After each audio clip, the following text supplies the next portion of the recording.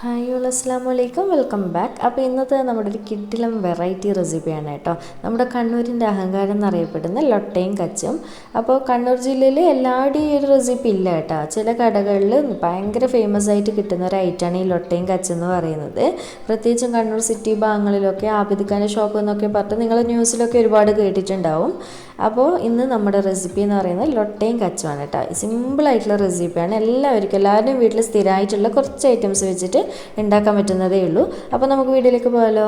വീഡിയോയിലേക്ക് പോകുന്നതിന് മുന്നേ നിങ്ങൾക്ക് ചാനൽ ഇഷ്ടപ്പെടുന്നുണ്ടെങ്കിൽ പ്ലീസ് ഒന്ന് സബ്സ്ക്രൈബ് ചെയ്ത് സപ്പോർട്ട് ചെയ്യണേ. സബ്സ്ക്രൈബ് ചെയ്യുമ്പോൾ തൊട്ടടുത്ത് കാണുന്ന കുഞ്ഞു ബെല്ലൈക്കൺ ഓൾ എന്ന ഓപ്ഷൻ തന്നെ ക്ലിക്ക് ചെയ്യണേ. അപ്പോൾ നമുക്ക് ആദ്യം തന്നെ ലൊട്ടയ്ക്ക് ആവശ്യമായിട്ടുള്ള മാവൊന്ന് റെഡിയാക്കി എടുക്കാം. അതിനായിട്ട് ഈ ഒരു ബൗളിലേക്ക് 1 കപ്പ് അളവിൽ മൈദയും അതുപോലെ തന്നെ 1/2 ടീസ്പൂൺ ഈസ്റ്റും ചേർത്ത് കൊടുക്കുന്നുണ്ട്. അപ്പോൾ എൻ്റെ കയ്യിലുള്ളത് ഇൻസ്റ്റൻറ്റ് ഈസ്റ്റ് ആയതുകൊണ്ട് ഞാൻ ഡയറക്റ്റ് പൊടിയിലാണ് കേട്ടോ ചേർത്ത് കൊടുത്തിട്ടുള്ളത്. അഥവാ ഡ്രൈഡ് ഈസ്റ്റാണെന്നുണ്ടെങ്കിൽ സെപ്പറേറ്റ് ആക്റ്റീവ് ആവാൻ വേണ്ടി വെക്കണേ. കുറച്ച് ഇളം ചൂടുവെള്ളത്തിൽ വേറൊരു ബൗളിലോ ഗ്ലാസ്സിലോ ഒഴിച്ച് വെക്കണം കേട്ടോ. അടുത്തത് നമുക്കിതിലേക്ക് 1 ടീസ്പൂണോളം പഞ്ചസാര ചേർത്ത് കൊടുക്കാം. പിന്നെ ആവശ്യത്തിനുള്ള ഉപ്പ് ചേർത്ത് കൊടുക്കുക. ഇത്രയും ചേർത്ത് കൊടുത്തതിന് ശേഷം നമുക്ക് കൈ വെച്ചിട്ട് നല്ലപോലെ തന്നെ ഒന്ന് മിക്സ് ചെയ്ത് കൊടുക്കുക. നമ്മൾ ചേർത്തിട്ടുള്ള ഈസ്റ്റും പഞ്ചസാരയും ഉപ്പൊക്കെ ഒന്ന് പൊടിയുടെ എല്ലാ ഭാഗത്തും എത്തിക്കോട്ടെ. അപ്പോൾ ഇതുപോലെ മിക്സ് ചെയ്ത് കൊടുത്തതിന് ശേഷം ഇനി കുറച്ചായിട്ട് ഇളം ചൂടുള്ള വെള്ളം ഒഴിച്ചിട്ട് വേണം നമുക്ക് ഈ മാവിനൊന്ന് കുഴച്ചെടുക്കാൻ വേണ്ടിയിട്ട്. അപ്പോൾ ഒരു കാര്യം പ്രത്യേകം ശ്രദ്ധിക്കുക, നല്ല ടൈറ്റായിട്ട് തന്നെ കുഴച്ചെടുക്കുക കേട്ടോ. നമ്മൾ സാധാരണ പൊതുവെ കുഴച്ചെടുക്കുന്ന പോലെ ലൂസായിട്ട് കുഴച്ചെടുക്കാൻ വേണ്ടിയിട്ട് നിൽക്കണ്ട. അപ്പോൾ ഇതുപോലെ കുറച്ച് വെള്ളമായിട്ട് വേണം ഒഴിച്ചു കൊടുത്തിട്ട് കുഴച്ചെടുക്കാനായിട്ട്.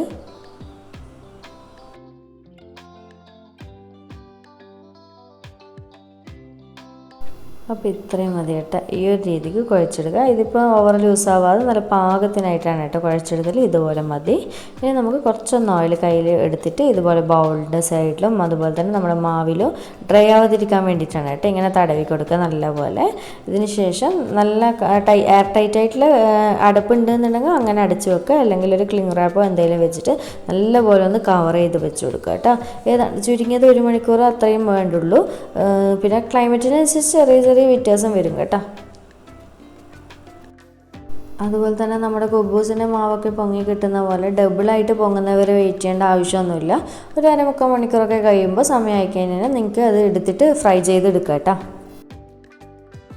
ഇനി നമ്മുടെ മാവ് അവിടുന്ന് സെറ്റാകുന്ന സമയം കൊണ്ട് നമുക്കിതിലേക്കുള്ള കച്ച് റെഡിയാക്കി എടുക്കാം. അപ്പോൾ കച്ചിന് മെയിനായിട്ട് വേണ്ടുന്ന ഐറ്റം പുളിയാണ് കേട്ടോ. അപ്പോൾ ഞാനിപ്പോൾ ഏതാണ്ട് ഒരു 30 ഗ്രാമോളം പുളി എടുത്തിട്ടുണ്ട്. കുറച്ചെടുക്കുക കേട്ടോ.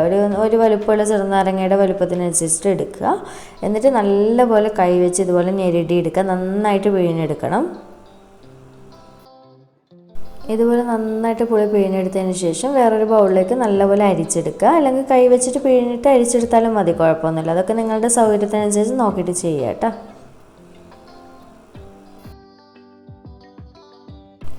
അപ്പോൾ ഇതുപോലെ നല്ല ഫൈനായിട്ട് അരച്ചെടുത്തതിന് ശേഷം നമുക്കിതിലേക്ക് 1-2 പച്ചമുളക് ഇതുപോലെ പൊടിയായിട്ട് കട്ട് ചെയ്തിട്ട് ചേർത്ത് കൊടുക്കണം കേട്ടോ. അഥവാ കാന്താരി കയ്യിലുണ്ടെന്നുണ്ടെങ്കിൽ കാന്താരി ചേർത്ത് കൊടുത്താൽ നല്ല ഫ്ലേവർ ആയിരിക്കും. അതുപോലെ തന്നെ ഒരു 5-6 അല്ലി ചെറിയ വെളുത്തുള്ളി ഇതുപോലെ ഒന്ന് കുത്തിയെടുത്തിട്ട് നല്ലപോലെ ഒന്ന് ചതച്ചെടുത്തിട്ട് ചേർത്ത് കൊടുക്കുക. പേസ്റ്റാക്കിയിട്ട് ചേർക്കുന്നതിലും നല്ലത് ഇങ്ങനെ ചേർക്കുമ്പോഴാണ് കേട്ടോ. പിന്നെ കുറച്ച് കറിവേപ്പില ഇതുപോലെ പൊടിയായിട്ട് കട്ട് ചെയ്തിട്ട് ചേർത്ത് കൊടുക്കുന്നുണ്ട്. അതുപോലെ തന്നെ കുറച്ച് മല്ലിയിലയും ഇതുപോലെ ഇതൊക്കെ ചെറുതായിട്ട് തന്നെ കട്ട് ചെയ്തിട്ട് ചേർത്ത് കൊടുക്കാൻ വേണ്ടി പ്രത്യേകം ശ്രദ്ധിക്കണേ. അടുത്തത് ഒരു മീഡിയം സൈസ് വലുപ്പമുള്ള തക്കാളി ഇതുപോലെ പൊടിയായിട്ട് കട്ട് ചെയ്തിട്ട് ചേർത്ത് കൊടുക്കുക. അതുപോലെ തന്നെ 2 ടീസ്പൂൺ പഞ്ചസാരയും കൂടി ചേർത്ത് കൊടുക്കുക. പിന്നെ പാകത്തിനുള്ള ഉപ്പ് ചേർത്ത് കൊടുക്കുക. ഇതെല്ലാം ചേർത്ത് കൊടുത്തതിന് ശേഷം കൈ വെച്ചിട്ട് നല്ലപോലെ ഒന്ന് മിക്സ് ചെയ്ത് കൊടുക്കുക കേട്ടോ. മിക്സ് ചെയ്യുമ്പോൾ പ്രത്യേകം ശ്രദ്ധിക്കേണ്ട കാര്യം എന്ന് പറയുന്നത് നമ്മൾ ചേർത്തിട്ടുള്ള തക്കാളി മല്ലിയില ഇതൊക്കെ ഇല്ലേ, ആ ഐറ്റംസൊക്കെ നല്ലപോലെ ഞെരിട്ടിയിട്ട് വേണം മിക്സ് ചെയ്ത് കൊടുക്കാൻ. എങ്കിലേ ആ ഒരു പെർഫെക്റ്റ് ടേസ്റ്റ് കിട്ടുള്ളൂ. തക്കാളി നല്ലപോലെ ഉടഞ്ഞിട്ട് നമ്മുടെ ഈ ഒരു കച്ചിലേക്ക് മിക്സായി കിട്ടണം കേട്ടോ. ആ ഒന്ന് പ്രത്യേകം ശ്രദ്ധിക്കണേ. അടുത്തത് നമുക്കിതിലേക്ക് ഒരു 1 tablespoon to 1.5 tablespoon വരെ മുളക് പൊടി ചേർത്ത് കൊടുക്കുക. കാശ്മീരി ആണെങ്കിലും കുഴപ്പമൊന്നുമില്ല. അപ്പോൾ ഇതിൻ്റെ അളവ് എന്ന് പറയുന്ന ഉപ്പ്, പഞ്ചസാര, മുളകൊക്കെ നിങ്ങളുടെ ടേസ്റ്റിനനുസരിച്ച് ബാലൻസ് ചെയ്യുന്ന രീതിയിൽ കൂട്ടവും കുറക്കൊക്കെ ചെയ്യണേ. അതുപോലെ തന്നെ കുറച്ചൊരു ഉപ്പിൻ്റെ കുറവുള്ളതുകൊണ്ട് ഞാൻ കുറച്ച് ഉപ്പും കൂടി ഇട്ട് കൊടുത്തിട്ടുണ്ട്. അപ്പോൾ നമ്മുടെ കച്ച് റെഡി ആയി കേട്ടോ. ഇതും ചേർത്തിട്ട് നല്ലപോലെ തന്നെ ഒന്ന് മിക്സ് ചെയ്ത് കൊടുത്തു കഴിഞ്ഞാൽ നമ്മുടെ കച്ച് റെഡി ആയിട്ടുണ്ട്. അത്രയ്ക്ക് ടേസ്റ്റാണ് കേട്ടോ ഈ ഒരു കച്ചിന് ഇതും കൂട്ടി കഴിക്കുന്ന സമയത്ത്. ഒക്കെ ചെക്ക് ചെയ്തിട്ട് നോക്കിയിട്ട് ചേർത്ത് കൊടുക്കുക. അതുപോലെ തന്നെ മധുരം വേണമെന്നുണ്ടെങ്കിലും പുളിയൊക്കെ നോക്കിയിട്ട് ചേർത്ത് കൊടുക്കുക. ഇനി നമുക്കിതൊരു സൈഡിലേക്ക് മാറ്റി വെക്കാം. ഇനി നമുക്ക് നമ്മുടെ ലൊട്ട എങ്ങനെ ഉണ്ടാക്കുന്നതെന്ന് നോക്കാം. അപ്പോൾ നമ്മുടെ മാവൊക്കെ അത്യാവശ്യം നന്നായിട്ട് പൊങ്ങിയിട്ട് വന്നിട്ടുണ്ട്. ഇനി ജസ്റ്റ് ഒന്നുകൂടി ഇതുപോലെ നല്ലപോലെ ഒന്ന് മിക്സ് ചെയ്ത് കൊടുക്കുക. എന്നിട്ട് ഇതിൽ നിന്ന് ഓരോരോ കുഞ്ഞു കുഞ്ഞു ബോൾസായിട്ട് മാറ്റി വെക്കാം കേട്ടോ. അപ്പോൾ ഞാനിപ്പോൾ 3 ബോൾസായിട്ടേ മാറ്റി വെക്കുന്നുള്ളൂ. അപ്പോൾ ഇതുപോലെ നല്ലപോലെ ഉരുട്ടിയെടുക്കുക. നമ്മൾ 1 കപ്പ് മൈദയല്ലേ കുഴച്ചിട്ടുള്ളൂ, അതുകൊണ്ട് എനിക്ക് ഈ ഒരു വലുപ്പത്തിൽ 3 ബോൾസാക്കി ഞാൻ എടുത്തിട്ടുണ്ട്.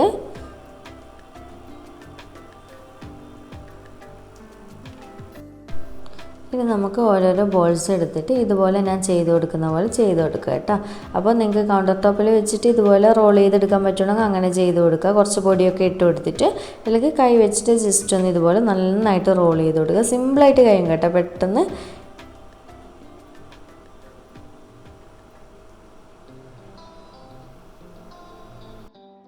ചെറിയ വലുപ്പത്തിലുള്ള ബോൾസ് ആണെങ്കിൽ പെട്ടെന്ന് തന്നെ ഇതുപോലെ റോൾ ചെയ്തെടുക്കാൻ പറ്റും കേട്ടോ. ഇതുപോലെ നന്നായിട്ട് റോൾ ചെയ്തെടുത്തതിന് ശേഷം ഞാൻ ചെയ്ത് കൊടുക്കുന്ന പോലെ, അതായത് ഈ ഒരു രീതിക്കൊന്ന് കട്ട് ചെയ്തെടുക്കുക. നിങ്ങളെ വലുപ്പത്തിനനുസരിച്ച് കേട്ടോ. വലുതായിട്ടുള്ള ലൊട്ട വേണമെന്നുണ്ടെങ്കിൽ അങ്ങനെയും കട്ട് ചെയ്തെടുക്കുക, നോക്കിയിട്ട് കട്ട് ചെയ്തെടുക്കുക ഈ ഒരു രീതിക്ക്. ഈ ഒരു കട്ട് ചെയ്തതിന് ശേഷം നമ്മളിത് ഫ്രൈ ചെയ്യുമല്ലോ, ആ ഒരു സമയം കൊണ്ട് കുറച്ചുകൂടി ഒന്ന് നന്നായിട്ട് വേർക്കുകയും ചെയ്യാം, റൗണ്ട് ഷേപ്പായിട്ട് വരികയും ചെയ്യും കേട്ടോ. അപ്പോൾ ഇതുപോലെ കട്ട് ചെയ്തെടുക്കാം മൊത്തത്തിൽ.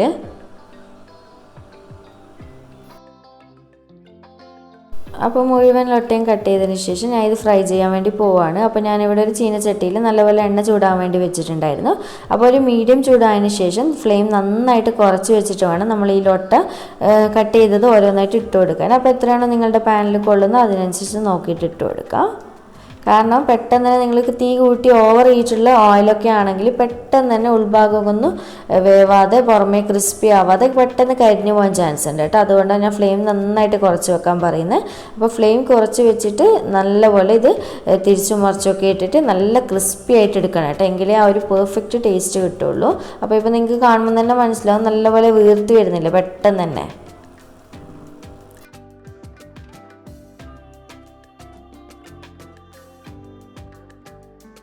ഈ ഒരു ലൊട്ടയും കച്ചും രണ്ടും ഉണ്ടാക്കാൻ ഭയങ്കര സിമ്പിളാണ് കേട്ടോ. ഞാനിപ്പോൾ നിങ്ങൾക്ക് ഉണ്ടാക്കി തരുമ്പോൾ കാണിച്ച് തരുമ്പോൾ തന്നെ മനസ്സിലാകുന്നില്ല, സിമ്പിളല്ല ചെയ്യാനായിട്ട്. അപ്പോൾ ഇതുപോലെ കണ്ടിന്യൂസ് ആയിട്ട് ഇളക്കിക്കൊണ്ട് നിൽക്കുക, തിരിച്ചും മറിച്ചൊക്കെ ഇട്ട് കൊടുക്കുക. നല്ലൊരു ഗോൾഡൻ ബ്രൗൺ കളറാകുന്ന സമയത്ത് നമുക്ക് എണ്ണയിൽ നിന്ന് കോരിയെടുക്കാം കേട്ടോ.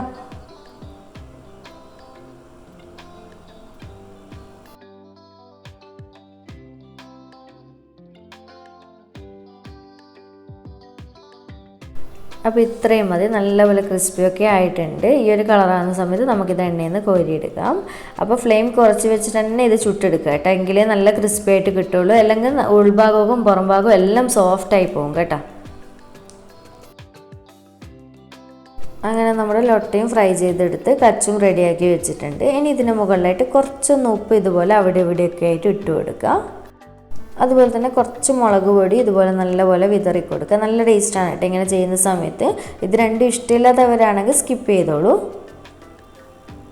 എന്നിട്ട് നല്ലപോലെ കൈ വെച്ചിട്ട് ഇതൊന്ന് മിക്സ് ചെയ്ത് കൊടുക്കുക. നമ്മുടെ ഈ ഒരു ഉപ്പും മുളക് പൊടിയൊന്ന് നമ്മുടെ ലൊട്ടയുടെ എല്ലാ ഭാഗത്തും എത്തിക്കോട്ടെ. അപ്പോൾ ഇത്രയേ ഉള്ളൂ, നമ്മുടെ ലൊട്ട റെഡി ആയിട്ടുണ്ട്. ഞാൻ അതിൻ്റെ ക്രിസ്പിനെസ്സിൻ്റെ ആ ഒരു സൗണ്ടൊക്കെ ഒന്ന് കാണിച്ചു തരാം കേട്ടോ.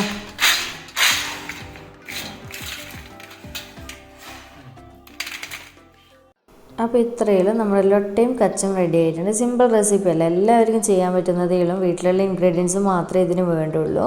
അപ്പോൾ ഒരു തവണയെങ്കിലും ഒന്ന് ട്രൈ ചെയ്തിട്ട് എനിക്ക് ഫീഡ്ബാക്ക് അറിയിക്കുക കേട്ടോ. അപാര ടേസ്റ്റുള്ള ഒരു കോമ്പിനേഷനാണ്, വെറുതെ പറയല്ല. നിങ്ങൾ ട്രൈ ചെയ്താലേ നിങ്ങൾക്ക് ഇതിൻ്റെ ടേസ്റ്റ് മനസ്സിലാവുള്ളൂ. അപ്പോൾ ഇത് പൊതുവെ കഴിക്കുന്നത് എങ്ങനെയാണെന്ന് വെച്ച് കഴിഞ്ഞാൽ ഒരു ബൗളിൽ ലൊട്ടയും കുറച്ചെടുക്കുക, അതിൽ നമ്മൾ കച്ചും ഇതുപോലെ കുറച്ചൊന്ന് ഒഴിച്ചിട്ട് അത് നല്ലപോലെ മിക്സ് ആക്കിയിട്ടാണ് കേട്ടോ കഴിക്കുക. കോരിയിട്ട് നല്ല ടേസ്റ്റാണ്, വെറുതെ പറയല്ല. അപ്പോൾ ഒന്ന് ട്രൈ ചെയ്തിട്ട് ഫീഡ്ബാക്ക് അറിയിക്കുക. വീഡിയോ ഇഷ്ടമായിട്ടുണ്ടെന്നുണ്ടെങ്കിൽ ലൈക്ക് ചെയ്യാനും ചാനൽ സബ്സ്ക്രൈബ് ചെയ്യാൻ മറക്കല്ല. അപ്പോൾ വീണ്ടും ഒരു അടിപൊളി വീഡിയോ ആയിട്ട് കാണാം. താങ്ക്